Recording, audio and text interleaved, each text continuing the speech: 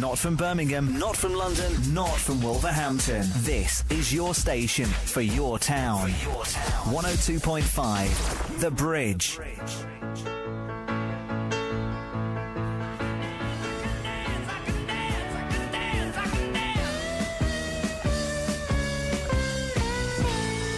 Leo Sayer and Long Tall Glasses on 102.5 FM and around the world on all the W's, thebridgeradio.net. This is The Big Decades with me, Mark Spate, where we showcase everything from the 60s, the 70s and the 80s every Sunday in between 10 and 2.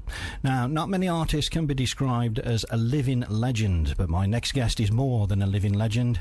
He's got a musical career that spanned 5 decades. He won't thank me for saying that. A musical career that began in the early 70s, and he's now about to embark on a tour. We are pleased to welcome on The Big Decades, Leo Sayer. Hello, Leo. How you doing? Not too bad. It's good to have you on board. We're just saying off air, it's absolutely freezing here, but raining and drizzling in London there. It's not too bad, I take it. Yeah, look, I live these days in Sydney, and apparently back there it's a lot milder than here, and it's winter. But what can you do? I don't think we can blame the weather. The weather just happens, doesn't it? And then probably at the end of the summer it'll be fantastic. I mean, I'm just loving being back in England again, and really nice, and meeting a lot of family and friends and bumping into all sorts of people. The other day I spent a nice afternoon with Noddy Holder, which was a thrill, yes, because we hadn't seen each other for about 26 years, and boy, he's still got it, hasn't he? Yeah, Noddy's been on the big he's been on the bridge a few times. I know, yeah, I know, he's dead local to you, so yeah, it's and I'm really looking forward to this tour. It's going to be fab. We're over in November. We start off in Ireland. We come by you guys and do the whole country, moving from north to south, you know, going away from Glasgow through the Midlands, seeing you guys, and down on the south coast. I think we finish up in Brighton. So it's going to be fun. Absolutely brilliant. And first headline tour for, God, got to be 15, 16 years. For a while, yes. Okay, before we have a talk, let's have a quick preview of what is Leo Sayer. Baby, although I've chose this lonely life, it seems it's strangling me now. I'm a one-man band. Nobody knows nor understands. They're leaving everything moonlight. I feel a thunder in my heart, but I just can't control.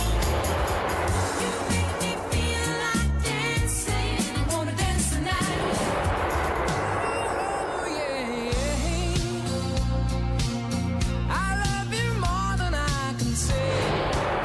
When I need you, I just close my eyes and I'm with you. I'm coming home to Orchard Road. You dream you're still together and wake up alone. Have you ever been in love the way that I'm in love? Have you ever been in love? Leo Sayer joins us on The Big Decades. Leo, doesn't that take you back? It does. I'm the man who has to live with that every day.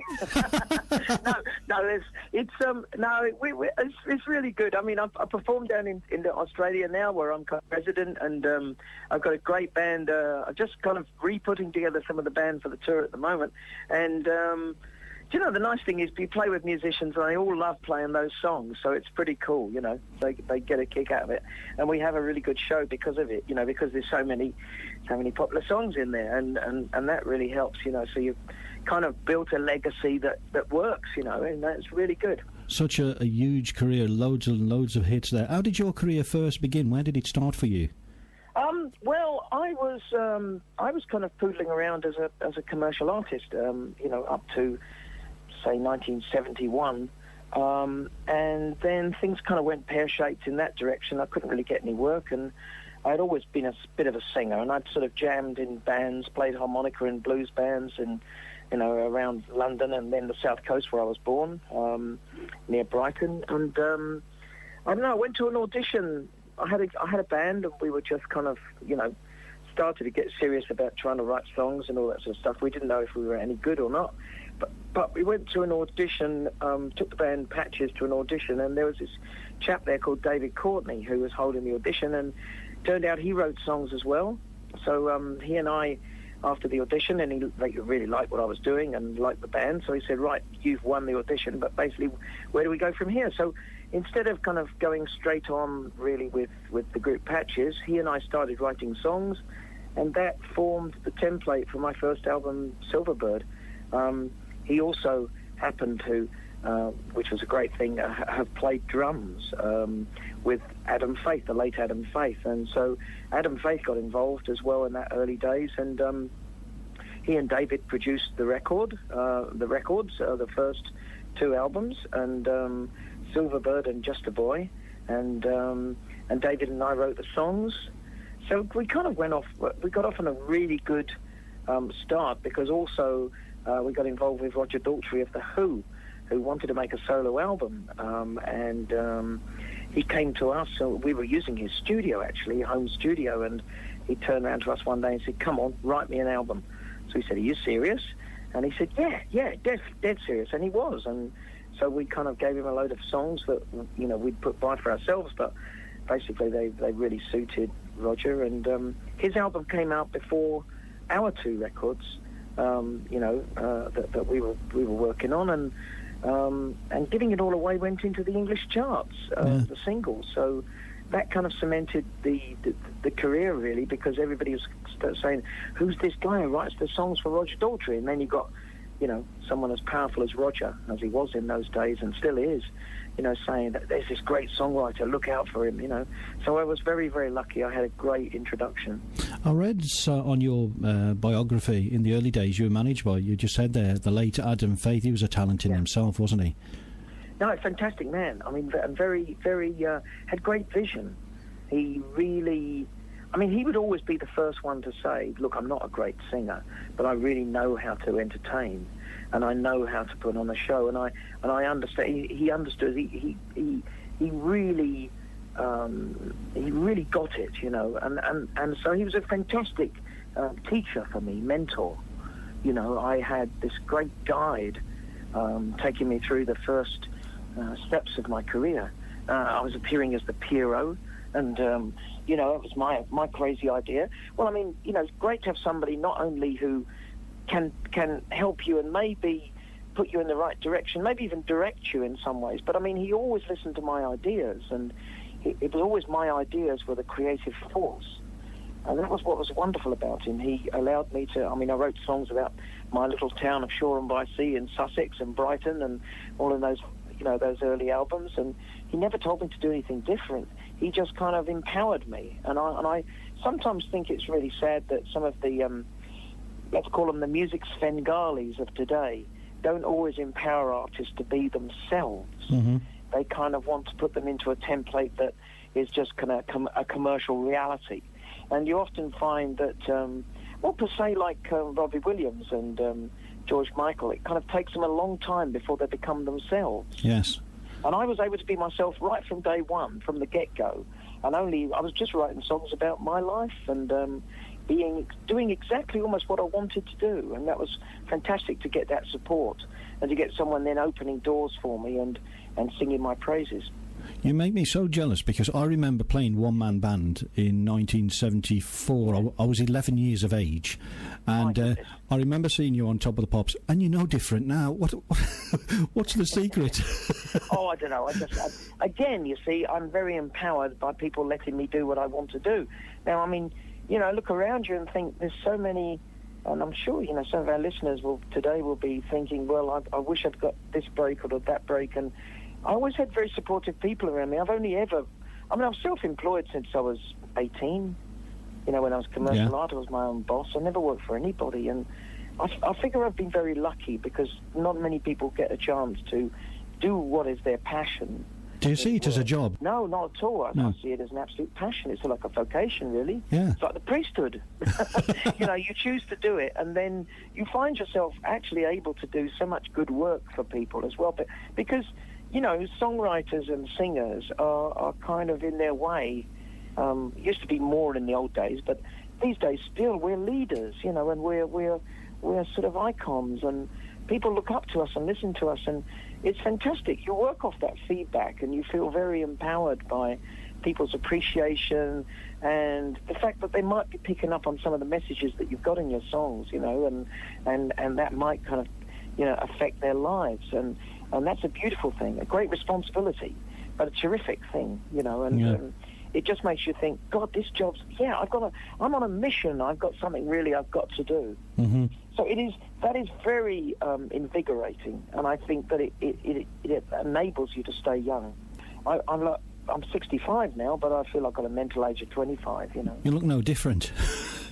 Well, I'm kind of enjoying my life, and I'm lucky that I have, should we say, there's my wonderful partner, Donatella, ex-partner as well, who now manages me. I mean, she deals with more stress than I do, and it's lovely to have people kind of make it easy for you. Yes.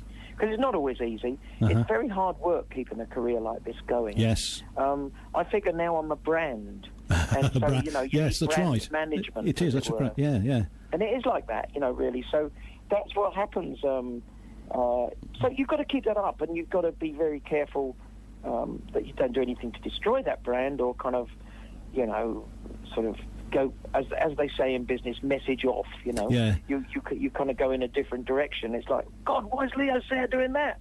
And I have had one or two of those. I mean, Big Brother, Celebrity Big Brother, God knows what we were thinking of, but some manager said that's going to open up the door for loads of deals.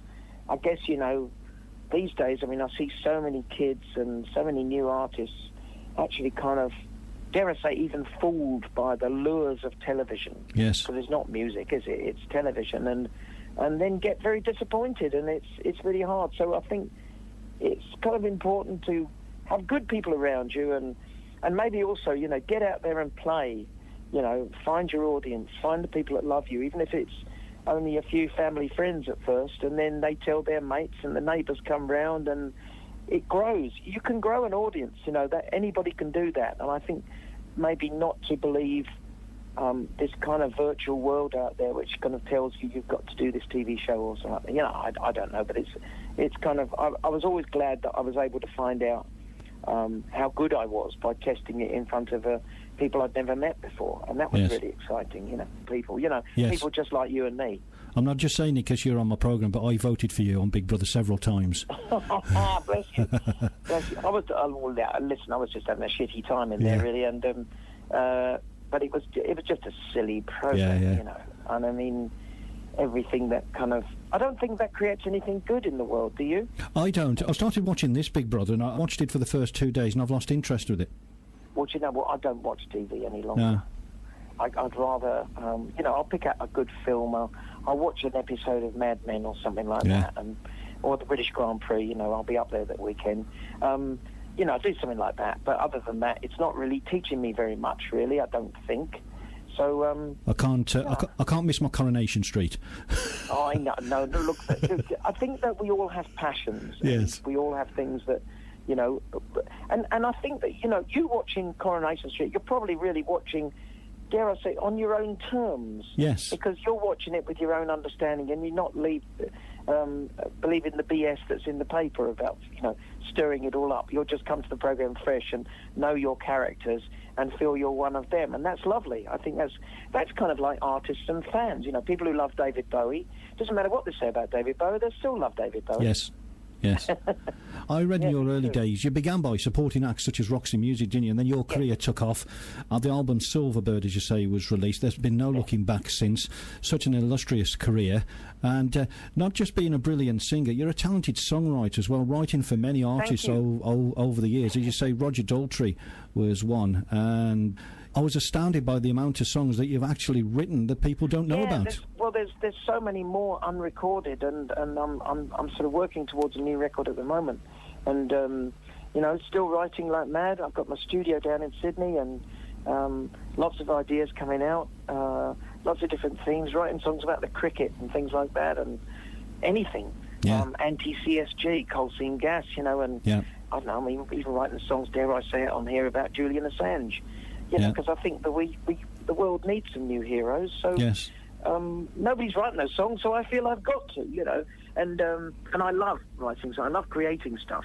I mean, that's really my driving force. That's what drew me to becoming a performer, you know. And it's great when you stand on stage and you can sing your own words. Yes. It's the most fantastic feeling, you know. Although I must say, I've been also very, very honoured of having some of the best writers in the world, you know, create some of my hits, like Albert Hammond and Carol Bayer Sager wrote "When I Need You," and just bumped into my old friend Billy Nichols, who wrote "I Can't Stop Loving You" for me, and you know, and also great co-writers, you know. So it's not all. Although I love to work by myself and, you know, dream up concepts, the collaborations are exciting as well. I mean, I've written with Barry Mann, who lost that loving feeling, and Tom Snow and I, who wrote. I mean, Tom Snow wrote so many hits for Whitney Houston and people like that, and we wrote "Thunder in My Heart" and lots of other songs. And then there was Alan Tarney, and, you know, we wrote "Orchard Road" together. So he wrote all the hits for Cliff as well. You know, "We Don't Talk Anymore," Yes. all those things. So I've worked with some of the greats, I think, and that's very exciting. You know, some of the great producers as well, like Richard Perry and Arif Mardin. You know, it's a journey that you don't often think about because you never stop to Yes. take a pit stop. You know, you're crashing on all the time, but sometimes somebody reminds me and I go, oh my God, how lucky was I to be there and work with that guy? Or, you know, often the musicians as well, working with Jeff Porcaro and Steve Gadd, drummers, and Willie Weeks and Ray Parker Jr., who did Ghostbusters. He and I wrote lots of songs together and played together lots, and, you know, Yeah. so you're very honoured, you know, by all of these collaborations. I just got a message somebody sent to me and sent me a beautiful little tape that I'd made with Lindsey Buckingham from Fleetwood Mac, doing some work together. So look, I've had this wonderful opportunity of meeting amazing people, working with them, and sort of, you know, I sometimes pinch myself to think that this little lad from Shoreham is so lucky that these are his peers, you know. Yeah. I remember, some of our listeners may not remember, your first appearance on television on the old grey whistle test. And I remember you caught everybody's attention by the way you were dressed. Well, do you know, we went on straight after that. That was Bob Harris introducing me on that show, yeah. And we did the Pierrot. Well, that was on the back cover of the album, and I was kind of obsessed with this image of this sort of clown.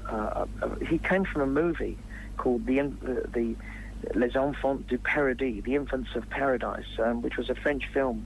It kind of made around about the time of the German occupation of France during the war. And it was kind of a protest film in a way. And this character, the Pierrot, I thought he was wonderful because he became the storyteller of the movie. Mm-hmm. And, you know, he dressed completely in white with a white face, white mask, black skull cap, white gloves, you know, black baubles. He's a traditional character from the French theatre. But with this actor who played him, he really came alive, and I thought, my God, I could be that character, and I felt a great affinity to him. So I appeared like that. And the other day, here in a very kind of synchronous kind of piece of karma, I was at a party with a chap called Stanley Dorfman.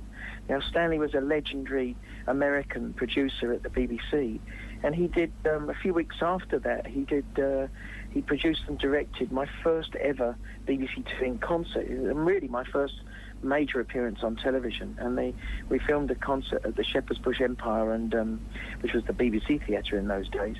And it all started there. And I was talking to Stanley, and he said, "You just came on the scene like, you know, as if you stepped off a planet."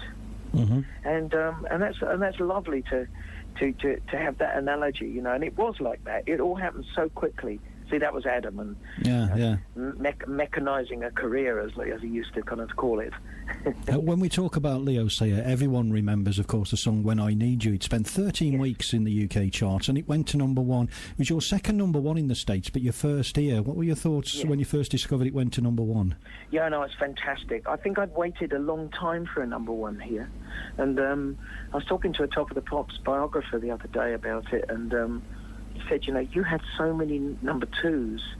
You were always kind of knocking on the door of Slade or Gary Glitter, you know, or David Bowie or Mark Bolan, and they were always at number one, and you were always at number two. But he said frequently your records would actually be longer at number two than they would you know, they'd kind of like come in from underneath and come out behind you, you know, and you'd stay at number 2. So we must have racked up a lot of sales in those days and a lot of hits.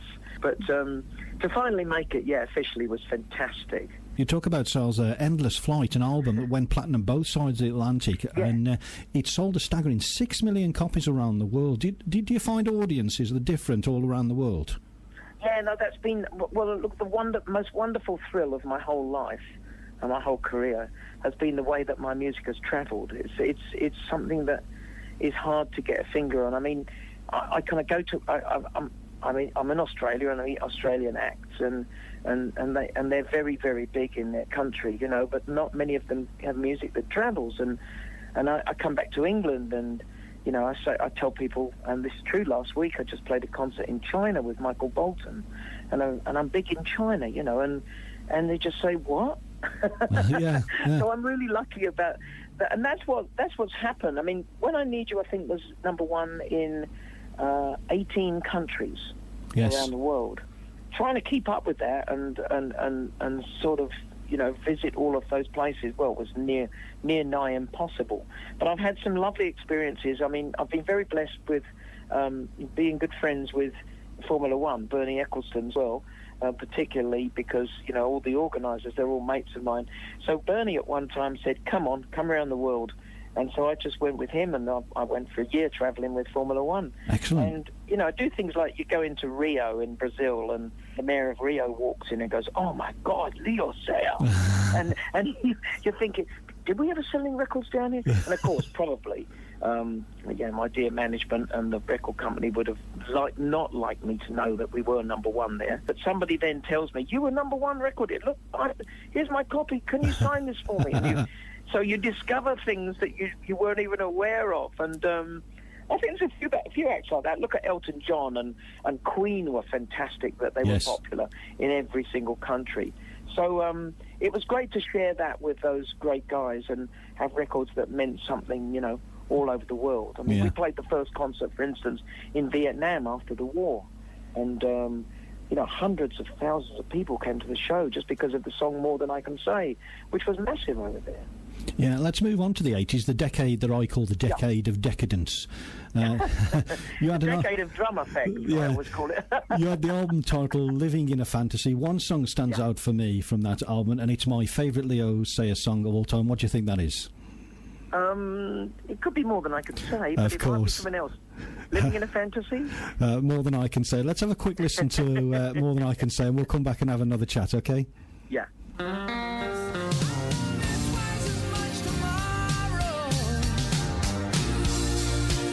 Leo Sayer.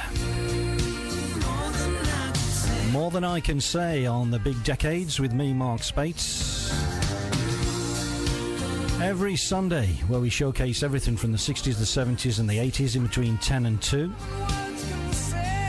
So we joined on the Big Decades by Leo Sayer. That tune, Leo, reached number 2 in the UK chart. Can you remember who kept you off the top spot? I can't remember. Oh, you'll have to tell me. It was Odyssey, Use It Up and Wear It Out. Odyssey, right. Do you remember that?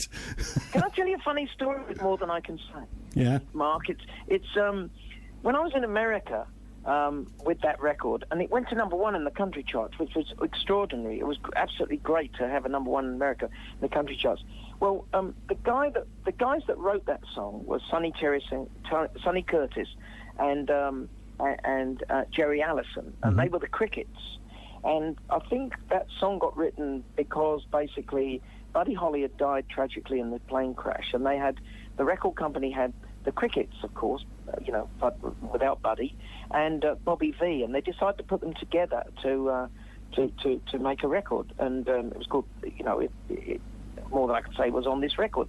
It comes from the 60s, and there I am in a radio station in Nashville, and they say, we've got a man who's come on the line, Leo, wants to talk to you. So I, pick up the headphones, and this is Sonny Curtis. Apparently it saved his farm because he was able to go to the bank and get another mortgage on his farm because suddenly he had a hit again.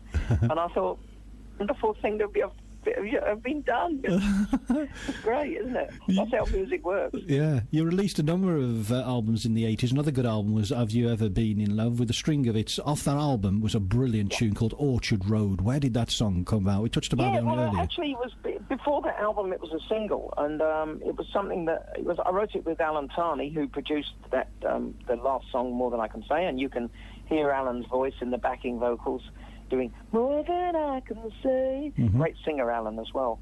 And I don't know, we decided after the success of Living in a Fantasy, because the album went really well, we decided to, and we had quite a few singles off shooting from it, we decided to spend some more time in the studio because we felt creative and we were writing a lot together. And I don't know, one afternoon, it was a true story. I mean, I'd had an affair with a young girl, and I'd even walked out with my wife, and bang, it was a strange situation in a way. But I found myself kind of, now back with my wife. I found myself going up to the microphone and telling the story. And I don't think there were ever any lyrics written down for this. And Alan just jammed the part on a new Fairlight synthesizer, another 80s music tool. And so that's the weird sort of sound of a kind of theatre organ in there, and me at the microphone. And the strange thing was we put it down once. We never really, I think we overdubbed a couple more instruments on it, but basically the drum loop and the synthesizer and the vocal that were put down straight away, blindly at the time. No engineer as well. We did it ourselves. Yes. We never really went back on it. We just kind of said, "Well, that'll do," and I don't think I cleaned up any words or anything. It just, and so it was never ever recorded again. If you know what I mean. Very unusual, because usually you're working on a song, you're detailing it, let's try our final vocal. No, there was none of that. We just wrote it at the spot, Yes. right at the moment. So it's a very unique song. I can never really figure out what kind of magic was in the air that day, but that's all it is. It's a piece of magic that was in the air, and I just think that I'm supremely and unbelievably lucky to have bumped into Alan and to have worked with him. And that song is so much about him as well as me, and that incredible chemistry and trust that we found in the studio that results in a song like that. It's an uncanny recording for me to listen to sometimes. Do you think your career would have been different if you got the digital age back in the 70s? Not really, because now, the funny thing is, I think that all musicians is a little bit like a caveman, isn't it? I mean, a caveman finds that he can suddenly fashion, a stone into a point, and yes. so he makes an arrow, and I think that human beings are very adaptable. So I think that we kind of we'll use all the tools at our disposal, and we're in a wonderful age now. I mean, there's fantastic things at our disposal. I have computers that I can make an entire record on if I so want to. Sometimes you need a lot of human activity as well, but the funny thing is you can actually realize the ideas that are in your head. So we are in a wonderful age, and I don't think that that it's something that we should be scared of. I really believe that the reason why music is the same now is more because of money than anything else. Yes. See, nobody can bloody well afford to sue anybody else for sounding like them. Yeah. You know what I mean? Yeah. Whereas in the old days, if the record said, I had the Scissor Sisters and Elton John do it to me, and I'm sure they sat down and listened to You Make Me Feel Like Dancing, and then the next minute they've got, I don't like dancing, not dancing to the... And it's like... Jesus, if I could afford it, I'd have sued them. Leave me alone. Make your own songs. But never mind. But that's how it used to be. But now, I mean, I don't know about you, but I keep listening to songs on the radio and I go, oh, that's... Yeah. And so it goes. You've got a new generation, because of the digital age now, iTunes and Spotify and things like that. You've got a new generation finding Leo Sayer now. I was talking to my daughter the other day. She's 22, 23, and she listens to Leo Sayer, and she wasn't even born around that time. I know. Look at Daft Punk. Yes, yeah. I mean, and that's incredible. That's my mate Nile Rodgers on guitar. Basically, that's a Nile Rodgers album. And if you listen to it, every song is Nile playing his guitar, and a bunch of other really good musicians from those disco years now being celebrated into something new. So I think one of the most exciting things happening, and this happened with my Thunder in My Heart remix, is that us old icons making wonderful records in the day and coming up with great sounds, I mean, like Niall's guitar playing and maybe my voice and songwriting, suddenly we're of value again. You were touching there about Thunder in My Heart. When you were approached Yeah. for somebody else to record that, were you flattered? What were your thoughts? Oh, terribly flattered. But of course, the first thing I knew was that these guys contacted me and they said, look, we've done some work on your song Thunder in My Heart, and the thing that the public never knew is that it had to go through approval from me. So before it was actually finished, they had to send me like a final demo of it, and I fell off my chair. I thought it was so fantastic. And so instead of and they said, well, what do you think? Would you like to do a new vocal? Is there anything you'd like to do? And I said, no, just go with it. It's fantastic. So I gave it my blessing. And then, of course, the way that publicity is, because it's always mad, isn't it? Yes. The real story is never known. They made up some story about, they found some obscure Leo Sayer record out of the blue and, all the usual BS.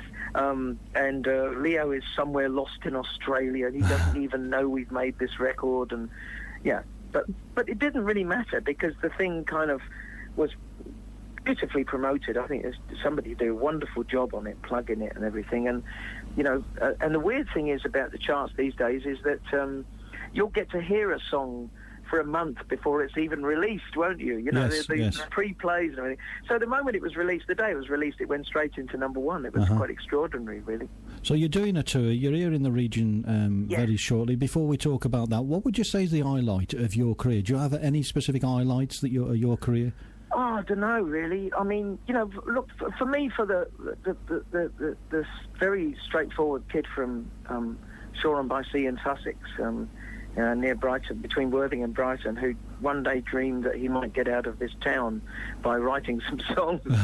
I think the fact that it's just been so global is the most thrilling thing for me, and it's just I every day I get an exciting offer from some more obscure place, come to Lithuania or something. And that's lovely. I love the way that music travels the world. I was hoping you said the highlight of your career was being on the big decades. No, this is it. No, we're peaking now. Of course. But look, I love the way that, English radio and people like yourself, Mark, have been so loyal to me. And I'm very proud of the fact that I think you can only be judged by your material because fame is a fickle thing, isn't it? Celebrity really should be based on being celebrated. Now, you're only celebrated because you did something good. So I don't think it's just famous for being famous, It's not Lorraine Chase at the airport, is it really? It's more than that. So I like to think that the records that we made back then, which we made with a lot of care, particularly David Courtney and I, we wrote songs and fashioned them, and we're absolute sticklers about recording them well and getting the best musos playing on them and all that sort of stuff. And I think that they stand up really well. Yes, they I'm do. always surprised. I hear, like that little medley that you played earlier on, the songs still sound current. It's extraordinary. They don't sound like old records. And that I'm proud of. I'm very proud of that. And I think it's nice to know that the records kind of go forward with time, pay it forward in a way, Yes. So I'm very proud of that. you're touring again. You're embarking on what's called the Silverbird Anniversary Tour. First headline. Yes. knocks. This takes in the Robin on Saturday the 9th of November for our listeners. Ticket details for our listeners, you can head over to our website, allthewsthebridgeradio.net. What can our listeners look forward to on this tour? Well, I think you know the Robin more than I do. Apparently it's a fantastic little theatre. Now, I'm going to do the whole show. Right. No support. It's going to be just me. We're going to do a sort of a show of two halves, rather like a game of football. And I think I'm going to try, and because we're celebrating Silverbird and the fact that it's 40 years ago, there'll be a few songs from Silverbird, and there'll be things from all the way through the tour. All I can say is, in sort of reflection of the shows that I've been doing recently, they just get longer and longer and longer, because rather like a Bruce Springsteen show, you can't leave anything out, can you? That's right. You'll miss somebody's so we'll favourite. go on past curfew, I reckon. So once this tour's finished, what next for Leo Sayer? Well, hopefully, there's a big sort of I mean, you shouldn't say too many plans, but there'll be a new record. If it's not by the end of this year, it will be early next year, and I think hopefully people will be pleasantly surprised to find out I've still got a few good ideas and songs in there, and so that will all be self-penned. and it's probably self-produced as well, the way it's going. And so that's kind of exciting that will be out. And please God, next summer we can come back and play some of the festivals, because I'm very interested in doing that. Maybe we'll soon hit a Glastonbury or something like that, and that will be fun, because you know, it's a joy being reconnecting. I mean, we did some shows last year with David Cassidy and Smokey and a few other people, and that was fun, because you know, you reconnect with your audience and playing some very big gigs. But unfortunately, it's never long enough. It's only always about 6 or 8 shows. But hopefully, I'm just enjoying reconnecting with the British audience, and they're loving the music and they love the shows. So it's really good. So I can't wait to get started in November. We always ask our guests if you'd be kind enough to do me a strap line. Would you do me a strap line? Hi, this is Leo Sayer. You're listening to Mark Spate on the Big Decades. This is Leo Sayer, and you are listening to the great Mark Spate. That's brilliant. Now, before we go, we always ask our listeners a few silly questions. We always enjoy these for the silly questions. So then, here we go. 4 silly questions. Who in the band has the worst dress sense? Everybody but me. No, they don't really. I tell them all to wear black, but every now and then somebody kind of makes a huge boo-boo and he'll have yellow socks. You know, it always happens, and you go, no, what are those? I said, sorry, the wife has put everything in the wash. Who moans the most? Happens. Who moans the most? Probably me, because I'm a perfectionist. No. Actually, I have wonderful guys. I've got a fantastic character who lives in Derbyshire these days called Ronnie Johnson, who leads my band, and he used to be MD for musical director for Van Morrison. Yes. And he toured with Bob Dylan. You know, I mean, he's got more stories than me, and he's the life and soul of the party in our band. Mm-hmm. So he just keeps us all laughing every day. I mean, he used to be a child actor. He was in the Beatles, Help, and all of those movies, you know. So he's such a character. He found his confidence at about 5 years old, and he's a dangerous character in that way. So whenever confidence is flagging, Ronnie will bring us through. Last but one question. This is most contentious. Who's the most talented in the band? It has to be. Come on. Oh, no, Ronnie Johnson, definitely. He's the most talented. Is he? He can play anything. Yeah? No, I don't know. I try to be very humble these days. I think you have to, but yeah, I'm a talented boy. And finally, what songs do you have on your iPod at the moment? Oh, would you believe, well, I'm listening to Daft Punk. I'm loving that because my friend Nile Rodgers playing guitar, and it's so great to hear him as free and, you know, playing something new as well. It's quite exciting, because even if we go out on the road and play all our own old hits, which we have to do to keep everybody happy, it's very exciting when you get a chance to do something new. So, yeah, I'm listening to him, and a few more obscure things. Listening to a lot of jazz at the moment, fun enough. And some quite modern and some quite old. A lot of Weather Report. Loving that. And it challenges me, because I think one day, if I actually got my computer and keyboard skills going, maybe I could do a tune as complex as that. But, yeah, that'd be good. Wishful thinking to get you everywhere. So again, for our listeners, the Silverbird anniversary tour at the Robin, Saturday the 9th of November. For ticket details, head over to our website, all the W's, thebridgeradio.net. Leo Sayer, we'd like to thank you for joining us. We wish you every success in everything you do, and we look forward to seeing you in the Midlands in November. It's a real pleasure talking to you, Mark. Fantastic. Great show. Love the decades. Brilliant. Thanks a lot, Leo. Talk again. All right, bless you. I'll Take see care. you. Come to the concert, eh? I will. I'll be there. I'll be the one at the front singing the loudest. Yeah. No problem. Well, what we'll do is we'll look for you and come backstage and say hello, please. Oh, lovely. That's great. Bring your recorder. We'll do a bit more.